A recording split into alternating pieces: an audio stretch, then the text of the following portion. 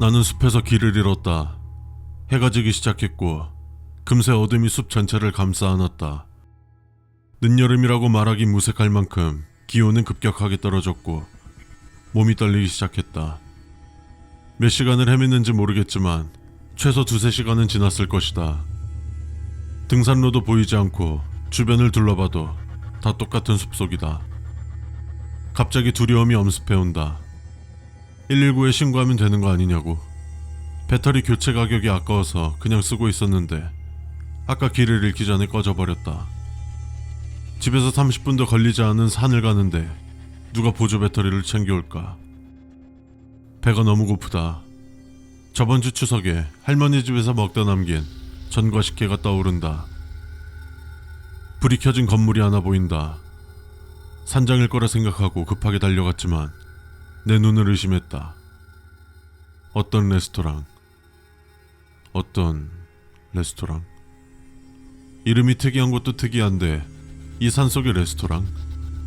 뭐가 됐건 거기부터 달려야겠다 싶어 문을 열고 들어간다.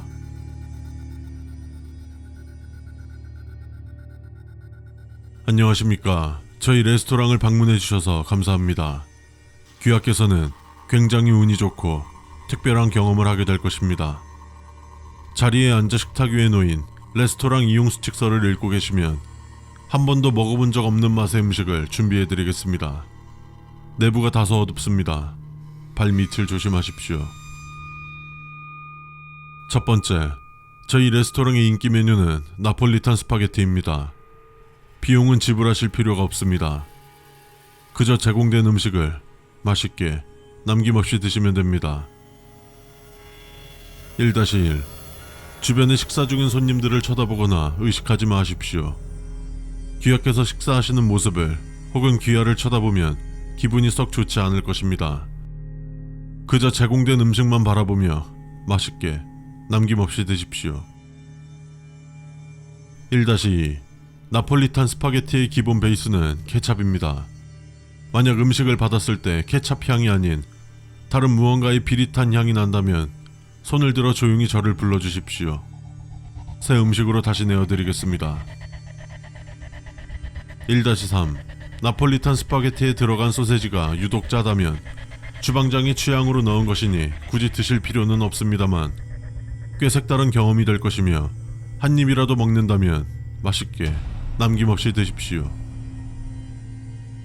두 번째, 식사하시기 전 기본으로 지급되는 숟가락과 포크를 잘 확인해 주십시오. 설거지를 철저히 하고 있기는 하지만 종종 이물질이 묻어있는 경우가 있습니다. 이건 위생 문제가 아닌 어쩔 수 없는 일종의 현상이니 양해 바랍니다. 세 번째, 레드와인을 한 잔 무료로 서빙하고 있습니다. 주변 산딸기를 직접 따서 숙성시켜 만든 와인입니다. 따라서 약간의 부산물이 들어가 있을 수도 있으나 꼭꼭 씹어서 맛있게 남김없이 마셔주십시오. 그 어떤 와인보다 맛있을 것을 보장합니다. 네 번째, 이 가게의 유일한 종업원인 저는 항상 웃고 있습니다. 만약 웃고 있지 않는 저를 보셨다면 제가 있는 카운터 쪽은 보지 마십시오.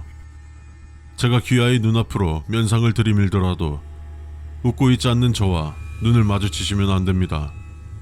무슨 일이 있더라도요. 다섯 번째, 스파게티를 드실 때 그냥 포크로 먹든 스푼을 사용해 말아 먹든 어떤 방법으로 먹든 상관없으나 단 한 가지의 방법으로 드셔주십시오. 이 주변 사람들은 생각보다 귀하의 행동 하나하나에 마치 강박과 같은 관심을 보일 것입니다. 하지만 앞에서 말했듯 귀하는 다른 이들에게 관심을 보여선 절대 안 됩니다.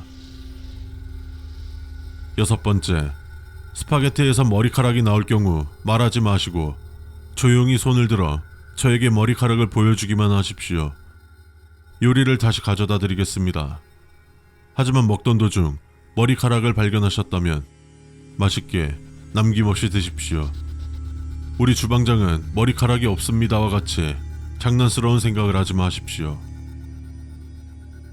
일곱 번째, 식사 도중 천장에서 출처를 알 수 없는 소리가 들리더라도 못 들은 척, 모르는 척 스파게티를 맛있게 남김없이 드십시오. 혹시나 의식하게 된다면 그 이후에 일어나는 소음은 책임지지 않습니다. 8번째, 시간이 얼마나 지났는지 확인하려 창밖을 보지 마십시오. 아무 의미 없는 행동입니다.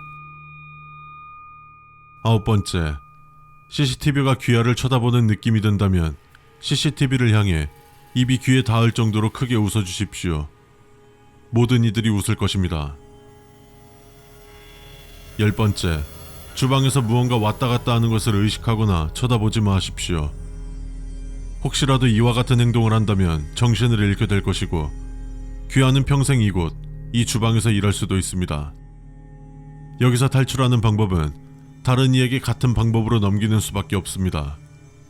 이 수칙이 기억난다면 말입니다. 이상한 이용 안내문인 것 같다. 음식이 나왔고 허기에 크게 한 입 먹었는데 짜다. 굉장히 짜다. 그리고 머리가 아프다. 이곳의 인기 메뉴 나폴리 단. 강한 핸드폰 진동과 함께 문자가 온다. 당신은 저주받았습니다. 기본적인 일상생활에 문제가 있을 것입니다. 즉시 해당 사이트에서 긴급 안전수칙을 확인한 뒤 따르십시오. 당신은 A6 저주의 대상으로 지정되었습니다. A6 저주는 신체 훼손은 물론 정신적 피해까지 유발합니다. 귀하는 평소 생활과는 조금 다른 생활을 해서 저주를 극복해야 합니다. 주변에 있는 그것들이 당신을 노릴 것입니다. 수칙을 지키십시오.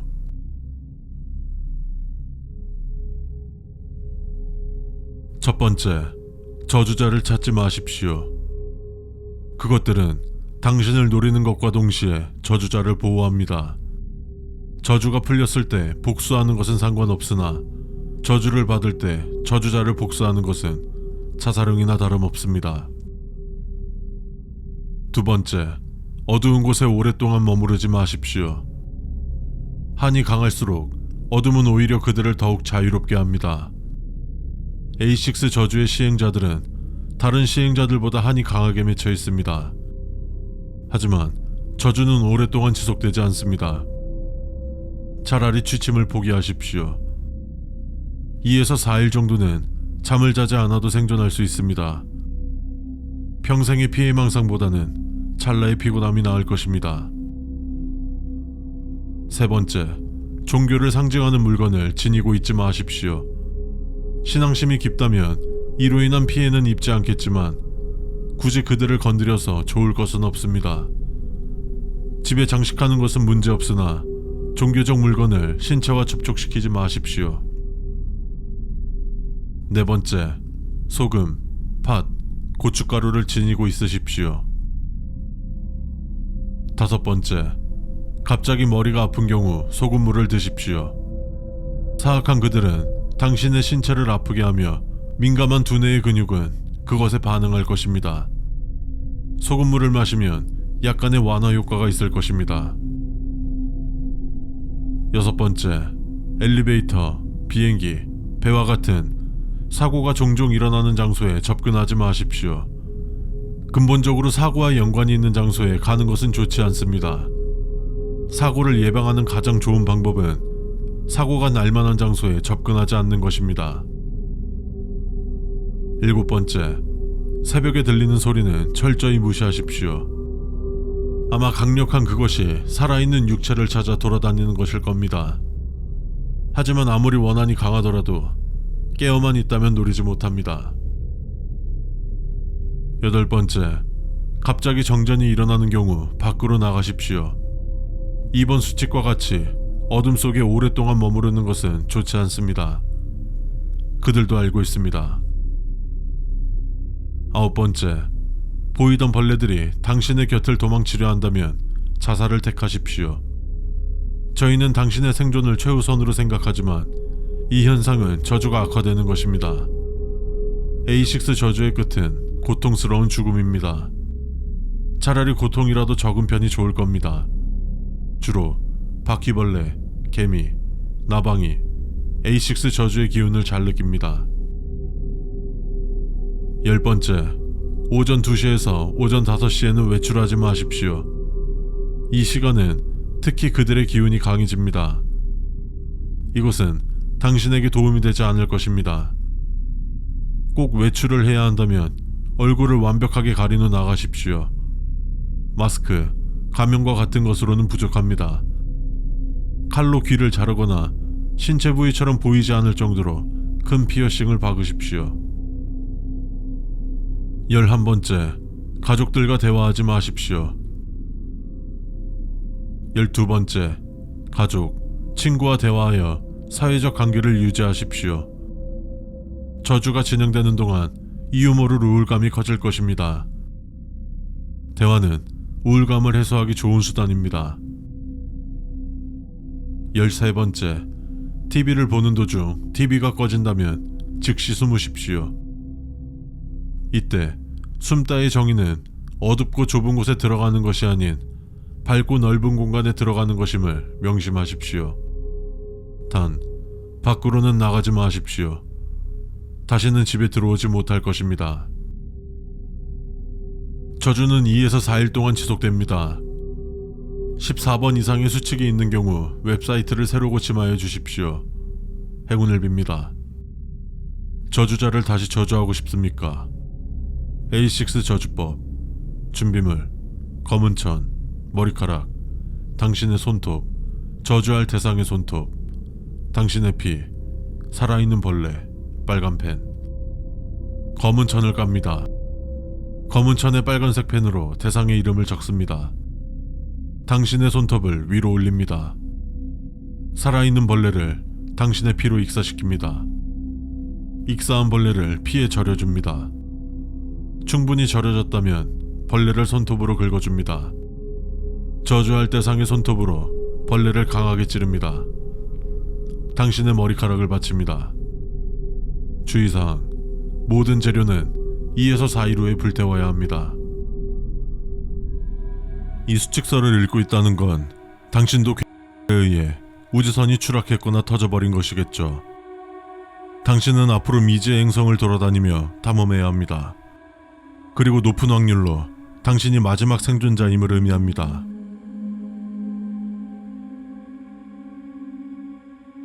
첫 번째, 이곳은 대부분이 바다로만 이루어진 행성입니다. 이 구명포드 밖으로 나가시면 바다가 끝없이 보일 겁니다. 살아남고 싶다면 바다를 탐험해야 할 것입니다. 두 번째, 바다 안으로 들어가시면 이곳의 생명체들과 마주하실 것입니다. 당신이 떨어진 이곳은 매우 안전하며 수심도 깊지 않으며 위험한 생명체도 거의 없습니다. 그리고 당신이 타고 있는 구명포드의 제작기를 이용하여 작은 물고기를 섭취하거나 바다에 널브러진 자원들을 이용해 도구들을 만들어 나가십시오. 세 번째, 돌아다니다 보면 미역줄기가 잔뜩 모여있는 지역이 보일 것입니다. 이곳도 여전히 안전하나 트레이서라는 해양 생명체를 조심하십시오. 처음 보는 순간 위험한 생명체인 것을 알 수 있을 것입니다. 하지만 이 행성의 심해로 내려가다 보면 이곳이 안전하다고 느끼며 오히려 반가울 것입니다. 네 번째, 행성 바다는 상상 이상으로 다양한 자원이 풍부하게 있습니다. 그리고 앞에서 말했지만 깊이 들어갈수록 점점 더 위험할 것입니다. 하지만 아이러니하게도 생존을 위해서라도 깊은 심해로 가야 할 것입니다. 다섯 번째, 당신이 있는 곳은 화산 분지 지역이며 현재 육지 지역은 그곳밖에 없으며 제가 당신의 위치를 알 수 있는 것은 이 종이를 그곳에 두고 왔기 때문이죠. 그러나 그 안의 생태계는 매우 다양하며 전부 다른 지역으로 착각할 만큼 극명하게 다릅니다. 어느 순간 분지 외곽 지역으로 나와졌다면 당장 돌아오십시오. 그곳에는 그 어떤 지형도 존재하지 않을 것이며 그곳에 있는 거라곤 여러분의 생명을 앗아갈 존재라는 것만 명심하십시오. 5-1. 외곽의 생명체는 지금까지 봤던 생명체 중 가장 거대할 것입니다. 생명체가 존재한다면 빨리 분지로 돌아온 뒤 어서 동굴이나 심해로 내려가서 숨으십시오. 심해든 얕은 곳이든 동굴이 많아 숨기는 쉬울 것입니다. 만약 제 시간 내에 숨지 못한다면 곧 커다란 그림자가 여러분을 감싸 안는 걸 마지막으로 생존자라는 것에서 제외될 것입니다. 6번째, 이곳에서 당신은 유일한 생존자입니다. 그렇기 때문에 이 수칙서가 당신에게 있는 것이고요. 그러나 만약에 다른 사람의 형태나 다른 사람의 목소리가 들린다면 주위를 다시 한번 천천히 자세히 관찰하십시오. 만약 어떤 형체가 보인다면 시선을 떼십시오. 그 존재에게 발각된다면 더 이상 이 수칙이 의미가 없습니다. 7번째, 이 수칙서를 보고 난 뒤 그냥 얕은 곳에서만 지내면서 대충 살아가면 되는 거 아닐까라는 생각은 절대 하지 마십시오. 이곳에서 생존에 관련된 선택 중 가장 최악의 선택입니다. 7-1. 혼자라는 외로움에 당신이 미치는 것보다 다른 것에 의해 죽는 게 더 빠를 수도 있습니다. 몸의 초록 물집과 함께 피부가 갈라지는 증상이 나타난다면 이미 늦었습니다. 방법은 있으나 당신에게 시간이 없습니다. 이 사태까지 가기 전에 행성을 조사하며 해결할 방법을 찾으십시오. 8번째, 발달한 문명 덕분에 언제 어디서든 임시 주거지를 휴대용 건축기로 만들 수 있습니다. 간단한 외벽부터 침대 같은 것도 말입니다. 이곳에서 잠시 쉬는 것도 좋은 방법입니다. 8-1. 그러나 어디까지나 임시 주거지일 뿐 당신의 집이 아님을 기억하십시오. 너무 정을 많이 주지 마십시오. 8-2. 임시 주거지가 안전하다는 생각을 해서는 안 됩니다. 이곳에 지어졌다는 것만으로도 충분한 위험을 감수하는 것입니다. 안전하다고 생각하지 마십시오. 9번째, 행성 탐험 중 눈앞에 무언가가 말을 걸어온다면 무시하세요. 10번째, 당신이 로켓을 만들어 탈출하는 순간 이를 꺼두었기 바랍니다. 그것을 꺼두지 않았다면 당신의 탈출 시도는 의미 없습니다. 10-1. 우주선이 추락할 때 자동으로 SOS 신호를 보내 구조를 위해 오는 우주선이 있을 수도 있습니다만 희망 따위 가지지 마십시오. 그들은 아마 북쪽의 작은 섬을 착륙 지점으로 삼겠지만 그곳으로 가면 11번째, 웬만해서는 로스트 리버 핏빛 해초숲으로 가지 마십시오. 그 지역은 매우 넓은 지형으로 길을 잃기 쉬우며 당신의 안전이 분지 외곽 지역 못지않게 위험합니다. 하지만 그곳엔 희귀 자원들과 탈출에 필요한 자원들이 있으니 큰 리스크를 짊어지고 갈 만한 지역이기도 합니다.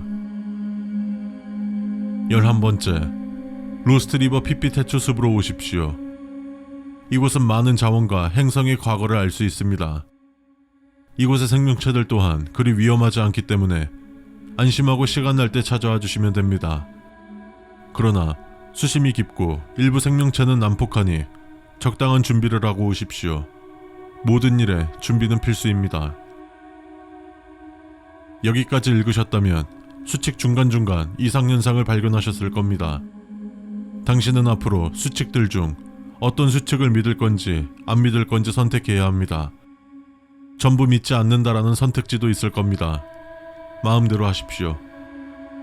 참고로 이 수칙서는 요조체로 작성하지 않았으며 항목의 번호가 같은 경우 둘 중 하나가 진실입니다. 너가 이 글을 보고 있을 때면 나는 이미 이 세상에 존재하지 않을지도 몰라. 너는 이 다른 차원에 원에서 들어온 건 아닐 거야. 그렇지. 빛 한 줄기조차 들지 않는 어둠 속으로 원에서 오는 사람이 있는 게 이상하지. 이 절망의 구렁텅이에서 살아남고 싶다면 수칙들을 잘 기억하는 게 좋을 거야. 물론 결정과 선택은 다 네 몫이겠지만.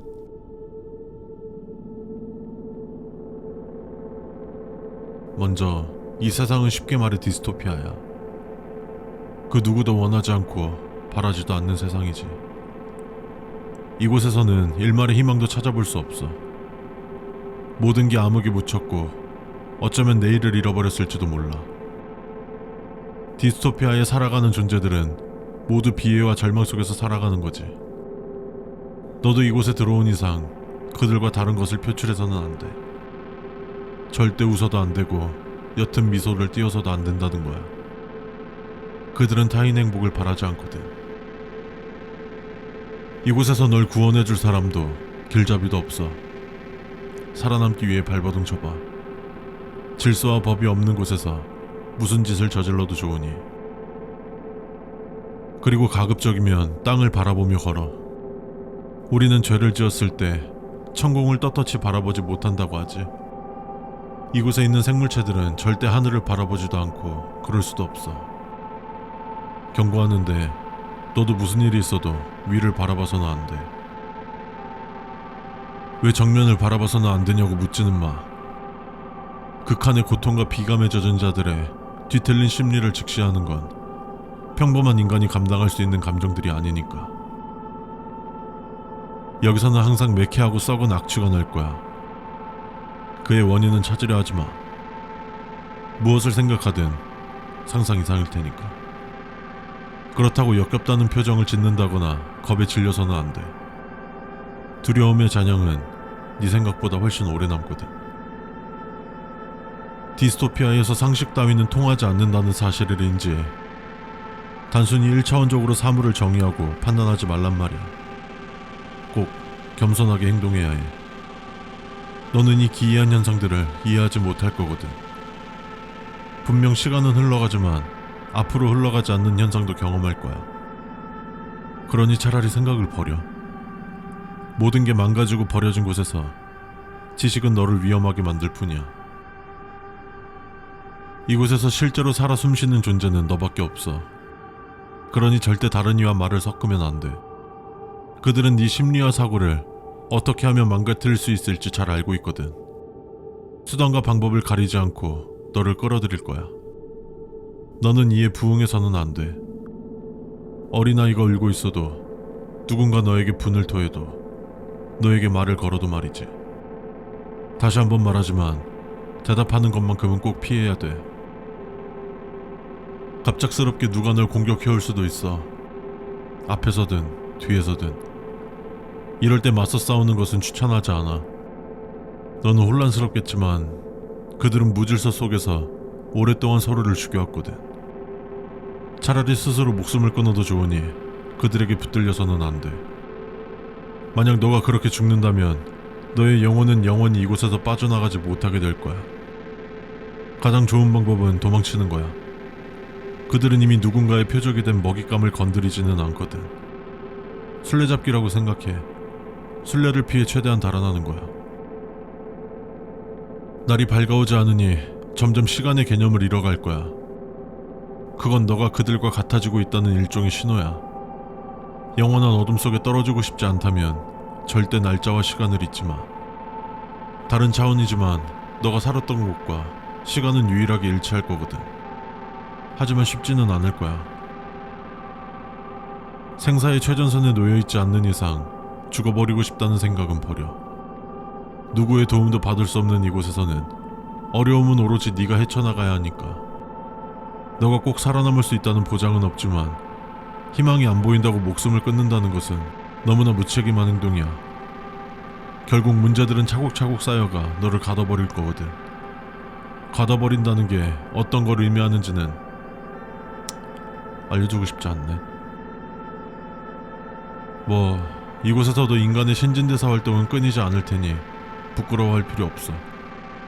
다른 이의 살점으로 허기진 배를 채우는 건 이 세상에서는 당연한 일이니까. 다른 이를 네 욕구를 충족시키는 수단으로 봐도 좋으니 다른 이를 배려하는 일은 없도록 해. 오히려 그 배려가 너가 다르다는 걸 증명하는 꼴이 될 거니까. 정 두렵다면 길바닥에 토사물이라도 먹는 걸 추천해. 하지만 절대 가지 말아야 할 곳이 있어. 가끔가다 높게 쌓인 시체 더미를 볼 때가 있는데 그곳에는 절대로 가지 마. 자세히 본다면 인간의 정신력으로는 버틸 수도 없을 거거든. 단순히 시체에서 구더기가 들끓든 장기가 흘러나오든 뭐가 있든 그런 것만이 존재하는 게 아니야. 보지 말아야 할 것을 보았다면 다시는 돌아갈 수 없을 테니까. 이건 가장 중요한 수칙이라고 봐도 무방해. 너 절대 누군가의 관심과 주의를 끌어서는 안 돼. 그들은 남의 불행을 위해선 뭐든 할 존재들이니까. 누군가에게 쫓기고 있다거나 그들이 눈치를 챈 것 같다면 머리를 부딪히든 손목을 긋든 뛰어내리든 알아서 해. 단, 꼭 즉사해야 돼. 인간의 피와 두려움의 잔향을 쫓아온 술래들에게 잡히는 것은 가장 최악의 상황이니까. 만약 잠을 자려면 누구도 널 볼 수 없는 곳에서 자. 무방비 상태에서 발각된다는 것은 그저 죽여달라는 뜻에 불과하거든. 그러니 쓰레기통이나 하수구 같은 곳은 피해. 동굴같이 적당한 곳을 발견했다면 최대 5시간 동안만 자도록 해. 이거는 네 본능으로 느낄 수 있을 거야. 환각, 환청이 들리는 경우가 있을 거야. 예를 들어 광활한 초원이 보인다든지 하늘이 갑자기 밝아지거나 즐겁게 웃고 떠드는 소리가 들릴 수도 있지.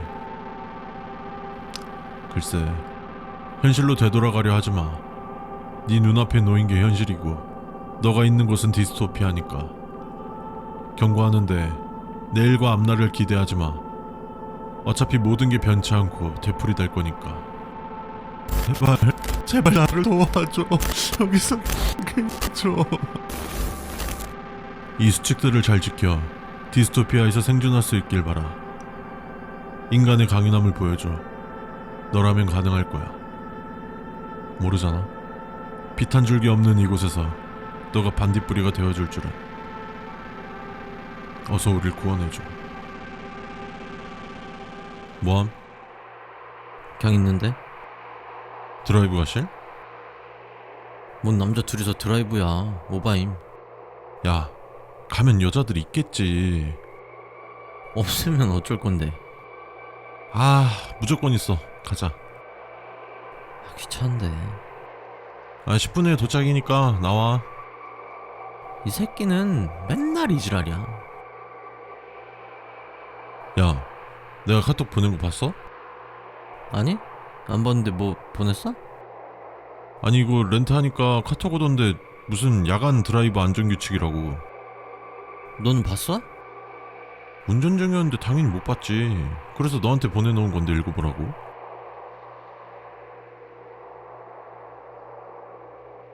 안녕하십니까. 이스렌터카를 이용해주셔서 감사합니다. 본 안내문은 19시 이후로 차량을 렌트한 분들께 자동으로 발송되는 안내문이며 해당 안내문을 운행 전 반드시 읽어주시기 바랍니다. 특히 고객님께서 드라이브를 위한 렌트라면 더더욱 말이죠. 안내문의 내용을 지키지 않아 발생하는 모든 사건 사고의 책임은 운전자와 동승자에게 있음을 알립니다. 첫 번째, 차량 내에서 흡연은 절대 금지입니다. 연기 감지 센서가 부착되어 있기 때문에 차량 내에서 흡연하신다면 안전센터로 알림과 함께 차량 위치 정보가 확인되며 화재 발생으로 간주하고 119 대원들과 자사구조팀이 해당 위치로 출동할 것입니다. 두 번째, 운행 전 차량의 기름 눈금을 사진으로 촬영해 주십시오. 반납 시 기름을 운행 전과 비슷하게 맞춰 주유해 주시기 바랍니다. 가득 주유하셔도 주유 금액은 환불받을 수 없으니 이 점 유의해 주시고 주유 경고등이 불이 들어오지 않도록 해주십시오. 2-1. 탑승 전 필히 차량 외부 또한 같이 촬영해 주시기 바랍니다. 차량에 문제가 생겼을 때 고객님이 증빙할 수 있는 중요한 증거가 될 것입니다. 세 번째, 내비게이션 메뉴를 눌러보면 경치 좋은 길이라는 메뉴가 있을 것입니다. 말 그대로 주변의 경치 좋은 길을 안내해드리는 것입니다. 어디를 가야 할지 모르겠다면 해당 버튼을 눌러보시는 것을 추천합니다. 다만 어떤 차량에도 죽기 좋은 길이라는 메뉴는 없습니다. 최근 들어 몇몇 고객님들께서 아무리 장난이라도 보기 안 좋다, 불쾌하다 등 민원이 접수되어 알려드립니다. 3-1. 내비게이션에 무작위 위치 선택이란 기능은 존재하지 않습니다. 혹여나 위 기능을 발견하신다면 호기심으로라도 절대 기능을 사용하지 마십시오. 그 기능에서 안내된 목적지로 이동하신 분들은 현재까지 실종 상태입니다. 이는 어느 내비게이션 회사의 안전수칙에도 발견된 수칙이니 꼭 숙지하십시오. 네 번째, 렌트카 차량 번호의 한글이 하, 허, 호인지 확인해 주십시오. 대한민국 운수사업법에서 렌트카는 이 3개의 한글 번호판만 사용할 수 있습니다. 3개 이외의 한글 번호판을 달고 있는 차량을 보시거나 배정받았다면 지체 없이 고객센터로 연락 주십시오. 저희가 조치하겠습니다. 4-1. 빨간 포르쉐를 제공하지 않습니다. 고가의 차량을 렌트카로 쓸 이유도 필요도 없습니다. 빨간 포르쉐 차량을 받으셨다면 시동을 걸지 마시고 고객센터로 연락해 주시기 바랍니다. 다른 차량으로 교체해 드리겠습니다. 5번째, 간혹 차량 내에 전 탑승자가 미처 들고 내리지 못한 물품들이 있을 수도 있습니다. 해당 물품은 차량 탑승을 마치신 후 사진을 찍고 그 자리 그대로 두십시오. 그리고 찍은 사진을 반납 후 발송되는 인증 문자로 회신해 주시기 바랍니다. 누군가에게 소중한 물건은 다시 그들의 품으로 돌아갈 것입니다. 6번째, 주행 중 뭔가가 터지는 소리가 들려도 차에서 내리지 마십시오. 바퀴는 아무 이상 없습니다. 7번째, 간혹 내비게이션이 원하시는 목적지의 경로와 다른 방향으로 안내 음성이 안내될 때가 있습니다. 그럴 땐 내비게이션 화면을 따르지 마시고 안내 음성을 듣고 운행해 주시기 바랍니다. 간혹 적영질환 장소로 들어가시는 분들이 있었습니다. 그곳에 한번 들어가면 나오는 것이 매우 어려우므로 화면의 경로를 절대로 믿지 마십시오. 8번째, 간혹 렌트한 차 내에서 시트에 이상한 손톱 자국이 나 있다면 그 즉시 차에서 최소 10m 이상 떨어져 주십시오. 그 후 고객센터로 현 상황을 말씀해 주시면 적절한 조치를 취할 것입니다. 무시했다가 그 후에 일어난 사고에 대해 저희 회사는 어떠한 책임도 없음을 알려드립니다. 9번째, 트렁크 내부를 깊게 쳐다보지 마십시오. 부탁드립니다. 10번째, 안내문에는 6번 수칙이 없습니다. 만약 6번 수칙을 보신다면 그것과 반대로 행동하십시오. 11번째, 졸음운전이나 음주운전은 절대 금합니다. 운전의 기본이며 당신의 생명과 그들의 생명 또한 연관되어 있습니다. 12번째, 내비게이션에서 설정한 목적지가 계속해서 움직인다면 멈출 수 있는 곳에서 잠시 정차한 뒤 내비게이션을 재부팅시켜 주십시오. 그 목적지는 장소가 아닙니다. 13번째, 운행하다가 계기판의 모든 경고등이 일제히 들어와 깜빡인다면 갓길을 세워 시동을 끄고 5분 후에 다시 시동을 켜고 운행해 주십시오. 흔치 않은 현상입니다만 많은 사람들이 이용한 차량이기 때문에 가끔 계기판이 오류를 일으킬 때가 있습니다. 14번째, 브레이크를 밟지 않았는데도 브레이크 점검 등이 들어온다면 당황하지 마시고 갓길을 세워 고객센터에 신고해 주십시오. 정말로 브레이크 벨트가 마모되어 점등된 것인지 잠깐의 오류로 점등된 것인지 확인이 필요합니다. 15번째, 터널을 지나갈 때 건드리지도 않은 라이트가 깜빡이면서 와이퍼가 움직인다면 이것은 차량의 오류가 아닙니다. 저희는 렌트카를 내드리기 전 항상 센터에서 점검을 끝마치고 내드리니까요. 이상 현상은 그 터널에서만 나타나는 것으로 알려져 있으며 평소처럼 행동하시고 그 현상에 대해서는 아무 말도 하지 마십시오. 터널을 지나가면 이상 현상은 언제 있었냐는 듯 사라질 것입니다. 16번째, 주행 중 트렁크에서 쿵쿵거리는 소리가 들릴 수도 있습니다. 절대 반응하지 마시고 계속 주행해 주십시오. 뒤도 돌아보면 안 됩니다. 앞만 보고 주행하십시오. 차량 반납은 지정된 장소를 이용해 주시기 바랍니다.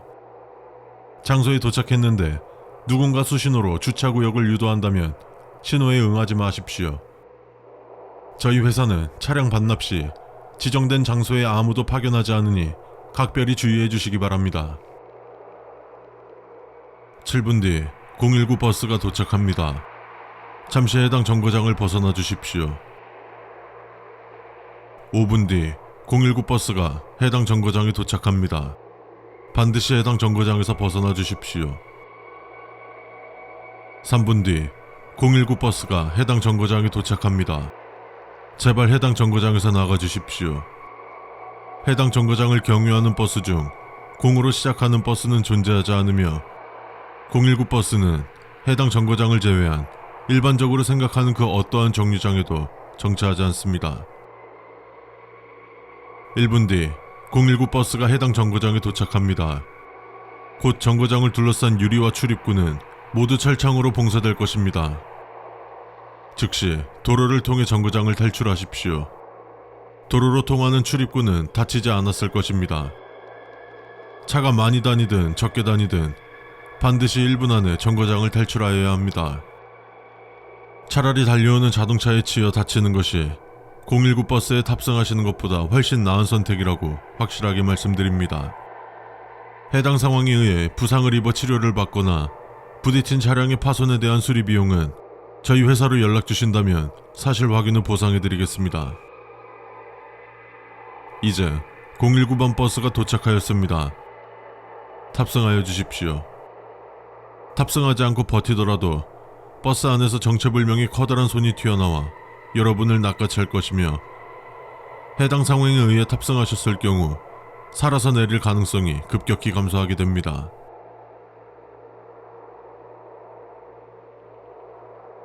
본 안내문은 인지조작에 의해 019번 버스에 탑승하신 분들을 위해 발송되는 안내사항입니다. 반드시 안내사항을 따라 019번 버스에서 살아남으십시오. 첫 번째, 019번 버스를 탑승하신다면 운전사가 인사할 것입니다. 운전사가 여러분들께 인사하였는지 생각해 보십시오. 버스기사가 인사했다면 이후 수칙을 따라주시면 됩니다. 만약 인사를 받지 않으셨다면 창문을 열고 버스에서 빠져나와 주십시오. 고통은 없을 것입니다. 1-1. 인사를 받았는지 기억이 나지 않는다면 버스기사에게 종점이 어딘지 물어보십시오.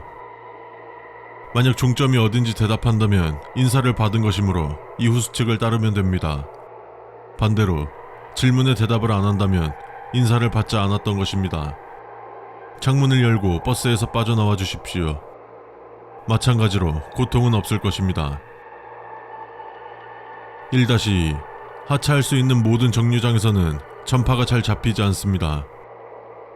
이 문자 메시지는 또 다른 방법을 통해 여러분들에게 전송된 것으로 해당 문자 메시지 이외 다른 전화나 문자가 올 경우 절대 확인하지 마십시오. 생환자들의 증언 중 전화나 문자 메시지를 확인하였다는 증언은 없었습니다. 두 번째, 탑승하셨던 정류장에 다음 정거장을 지나쳤다면 버스기사에게 015번 버스가 정차하는 정류장이 어딘지 질문하여 주십시오. 버스기사는 아마 여러 정류장을 알려줄 것입니다. 버스기사가 말하지 않은 정류장에서 하차해 주십시오. 다른 승객들이 019번 버스에서 같이 하차하는 것은 상관없으나 015번 버스에 탑승하실 때는 반드시 혼자 탑승하셔야 합니다. 다른 정류장에서 탑승하는 승객들은 상관없습니다. 매우 낮은 확률로 만약 버스기사가 모든 정류장에 015번 버스가 정차한다고 말한다면 창문을 열고 버스에서 빠져나와 주십시오. 고통은 없을 것입니다. 세 번째, 창문 밖을 보셔도 괜찮으나 버스가 터널이나 교량에 진입하기 시작한다면 창문에 달린 커튼을 치고 터널이나 교량을 통과하기 전까지 반드시 정면만을 응시하십시오. 터널의 벽과 교량 아래는 평범한 모습입니다. 절대 터널 내부나 교량 아래를 보지 마십시오. 커튼을 열고 창밖을 본다면 반드시 터널의 벽이나 교량 아래를 보게 될 것입니다. 네 번째, 019번 버스 내에 있는 다른 승객들과 대화는 되도록 삼가해 주십시오. 가끔 그들이 먼저 여러분께 말을 걸 수도 있습니다. 그들은 어휘구사 능력이 많이 떨어져 말의 순서가 뒤바뀐 채로 질문을 할 것입니다. 그들의 말을 완전히 무시하는 것은 여러분의 정체가 발각될 수 있는 아주 위험한 행동이므로 질문에 가능한 짧게 대답하여 주십시오. 계속해서 짧게 대답하신다면 그들은 곧 흥미를 잃고 질문을 멈출 것입니다. 다섯 번째, 아주 드문 일이지만 버스에 동물들이 혼자서 탑승하거나 타고 있을 수 있습니다. 그들을 보셨다면 축하합니다. 그들이 내리는 정류장에 같이 내려주시면 됩니다. 그리고 그 정류장에 내린다면 어두운 밤하늘에 곧 여명이 밝아올 것입니다. 그들과 함께 그곳에서 영원한 햇빛을 즐기십시오. 6번째, 5번 항목은 존재합니다. 영원한 햇빛으로부터 도망치려 하지 마십시오. 7번째, 5번 항목과 6번 항목은 존재하지 않습니다. 5번과 6번 항목 중 하나만 보인다면 무시하셔도 좋으나 5번과 6번 항목이 모두 보인다면 어쩔 수 없습니다. 5번 항목을 따라 주십시오. 8번째, 하차 시 절대 교통카드를 사용하지 마십시오. 또한 버스 계단을 내려갈 때 계단을 잘 살펴봐 주십시오. 계단에 매우 뾰족한 가시가 돋아 있거나 계단이 빨갛게 보일 정도로 달아올라 있는 경우가 있습니다. 이 경우 잘 아시겠지만 되도록 계단에 발이 닿지 않도록 뛰어서 하차해 주십시오. 만약 닿더라도 소리만 안 지르면 괜찮으나 그런 계단에 발이 닿고도 소리를 지르지 않는 것은 매우 어려울 것입니다. 9번째, 015번 버스에 무사히 탑승하셨다면 여러분들은 015번 버스의 종점에 하차하여 주시면 됩니다. 015번 버스 내에서도 1-2번 수칙은 주의하여 주시기 바랍니다. 015번 버스의 종점은 승객 여러분들께서 탑승하셨던 정거장의 바로 건너편 정류장입니다. 종점에 하차하신다면 정류장에 저희 직원이 대기 중일 것입니다. 그 직원을 따라가신다면 간단한 조사와 검사 후 여러분의 집으로 데려다 줄 것입니다. 저희 회사는 여러분이 019번 버스에서 무사히 생활할 수 있도록 최선을 다해 도울 것입니다. 본 안전수칙은 연두고등학교에 재학 중인 학생들에게 배부되는 안전수칙이며 필히 숙지해 주시기 바랍니다.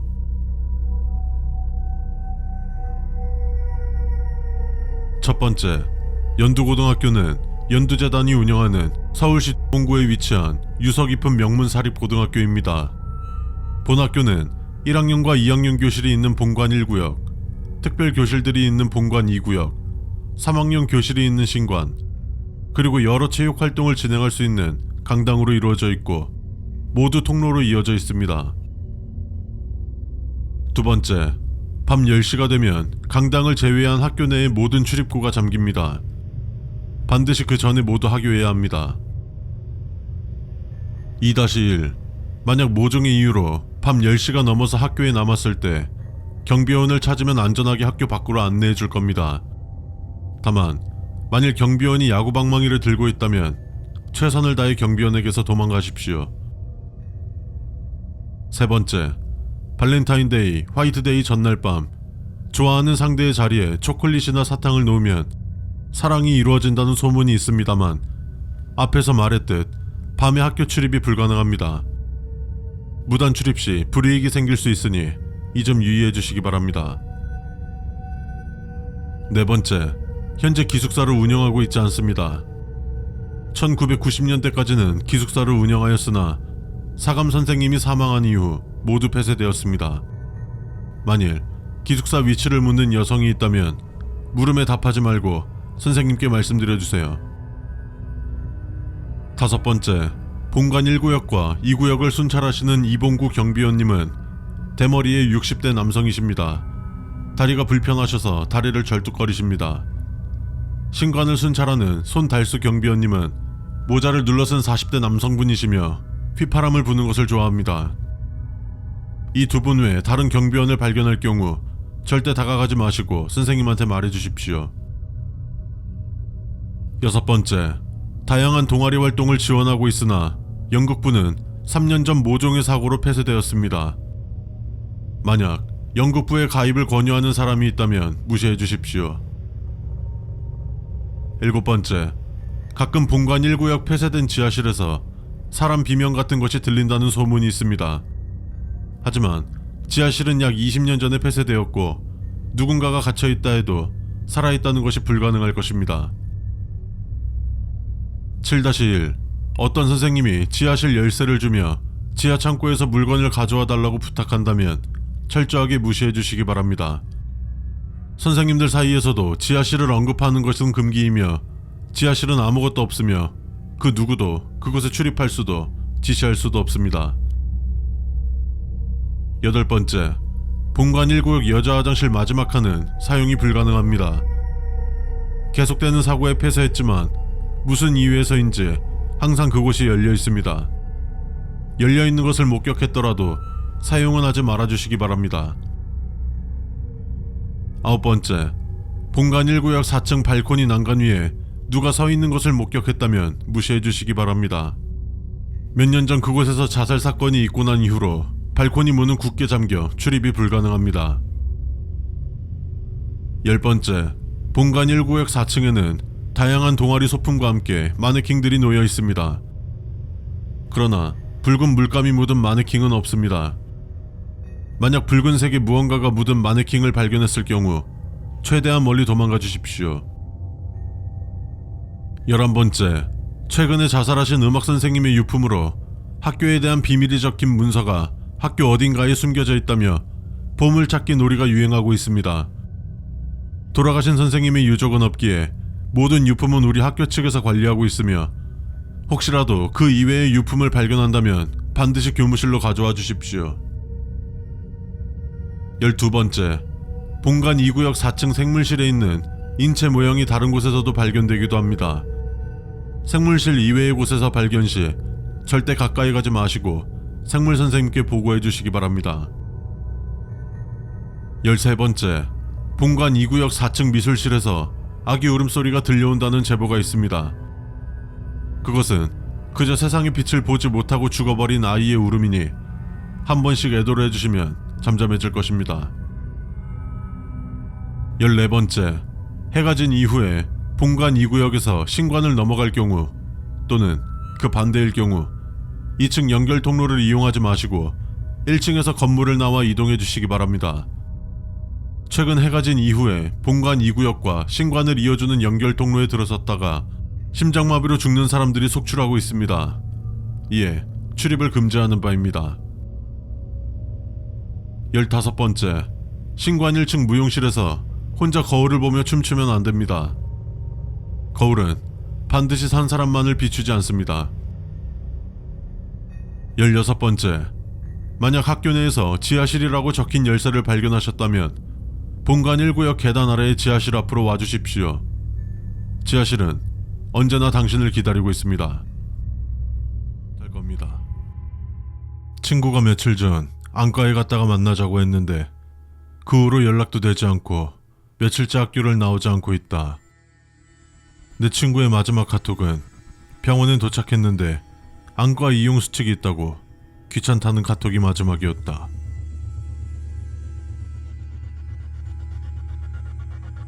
첫 번째, 병원 진료 시간은 오전 10시부터 오후 7시 30분까지입니다. 점심시간은 따로 없지만 환자분들이 많이 몰리는 12시부터 1시, 6시부터 7시는 예약을 하셔야 진료가 가능합니다. 예약은 전화 및 인터넷 예약이 가능합니다. 두 번째, 진료 전 간호사들이 방문 사유와 시력 검사를 진행할 것입니다. 있는 그대로 사실대로 말씀해 주시면 되며 굳이 거짓말을 할 이유도 없을 것입니다. 시력 검사를 진행할 때 렌즈를 빼고 진행해야 하므로 렌즈를 착용하신 분들은 미리 빼주시기 바랍니다. 2-1. 최첨단 장비로 시력 검사를 합니다. 그러나 모종의 이유로 필수로 주의해야 할 사항이 있습니다. 보통 좌우 시력 검사 시 보이는 것은 한글과 호미파인 C의 위치, 숫자, 그리고 이미지입니다. 만약 다른 이미지나 글씨가 보인다면 절대 말씀하지 마시고 무시하십시오. 시력 검사에 지장이 가는 행동은 아닙니다. 혹여나 그것을 의식하거나 말씀하신다면 시력 검사 후 일어나는 일에 대해서는 책임지지 않습니다. 2-2. 우리 병원에선 의사 선생님이 직접 환자를 호명합니다. 간호사가 부를 경우 절대 진료실로 들어가지 마시고 정수기 옆 노란색 컵으로 물을 마셔주세요. 이것을 본 간호사가 적절한 조치를 해줄 것입니다. 세 번째, 의사 선생님은 우리가 알고 있듯 다들 하얀색 가운을 입고 있습니다. 다른 색 가운을 입거나 많이 낡은 가운을 입고 있는 의사 선생님이 있다면 잠시 일이 생겼다 하고 진료실을 나와 주십시오. 이때 의사 선생님이 뭐라고 하던 절대로 뒤를 돌아보거나 대답을 해서는 안 됩니다. 네 번째, 눈에 일반적이지 않은 무언가가 보일 경우 간호사에게 말하지 말고 진료 시 의사 선생님께 직접 얘기하십시오. 일반적인 안구 질환과는 다른 치료법을 적용해야 합니다. 다섯 번째, 대기 중인 다른 환자분들을 쳐다보지 마십시오. 특히 지나치게 눈이 빨간 진료자가 있다면 그것에 대해 너무 깊게 생각하지 마십시오. 그저 단순한 눈병이라 생각하세요. 여섯 번째, 적외선 치료기는 따뜻하다고 느낄 정도만 온도가 올라갑니다. 개개인에 따라서 조금은 뜨거울 수 있지만 절대 견디기 힘들 정도로 뜨겁거나 화상을 입을 정도로 뜨거워지지는 않습니다. 못 버틸 정도로 온도가 올라간다면 바로 간호사를 찾아주시기 바랍니다. 일곱 번째, 벗을 수 없는 안대를 착용하고 있는 대기자가 있다면 그에게는 절대 말을 걸지 마십시오. 그들은 우리가 보지 말아야 할 것들을 보는 존재들이며 우리와 같은 인간이었습니다. 혹시나 그들과 대화했다면 검은 안대를 착용한 사람을 찾아주십시오. 그가 도움을 줄 것입니다. 여덟 번째, 안압검사는 바람이 안구에 가해집니다.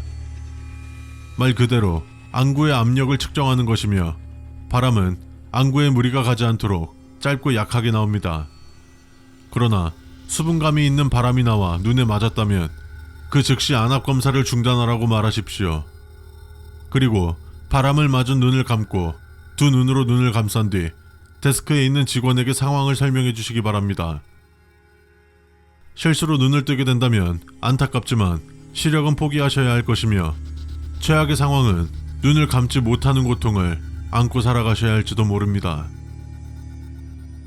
아홉 번째, 대기 중인 환자가 당신을 뚫어져라 주시한다면 간호사에게 말한 뒤 잠시 병원 밖으로 나가 주십시오.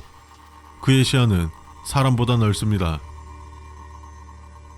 열 번째, 진료 대기 중 그냥 주무시지 마십시오. 기다리는 게 너무 지루하거나 졸리다면 데스크에 말씀해 주십시오. 안대를 대여해 드립니다. 그 안대를 쓰고 주무십시오. 차례가 되면 깨워드리겠습니다. 11번째, 수술이 필요하다면 의사의 판단하에 진행됩니다만 절대로 당일에 수술이 진행되는 경우는 없습니다. 긴급하다면서 수술을 바로 진행하려는 의사가 있다면 바로 자리를 박차고 일어나 데스크로 향해 주십시오. 그 의사는 애초에 존재하지 않는 존재이고 절대로 당신을 쫓아오지 않을 것입니다. 불안해하지 마십시오. 그 후 데스크 간호사에게 상황을 설명해 주십시오.